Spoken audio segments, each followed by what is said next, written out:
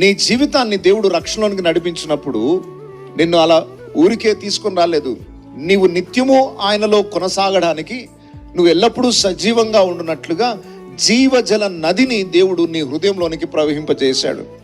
ఏదైనా తోటలోనికి ఆ నది ప్రవహించినట్లు ప్రతి మనిషి హృదయంలోనికి దేవుడు తన పరిశుద్ధాత్మను పంపుతూ ఉన్నాడు.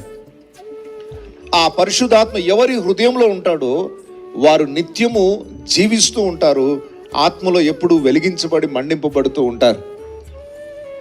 ఈ నది 4 శాఖలాయను అని అంటాడు. అదేంటి మరి పరిశుద్ధాత్మ 4 శాఖలు కావడం ఏంటి అనే ఆలోచన మనకు రావచ్చు.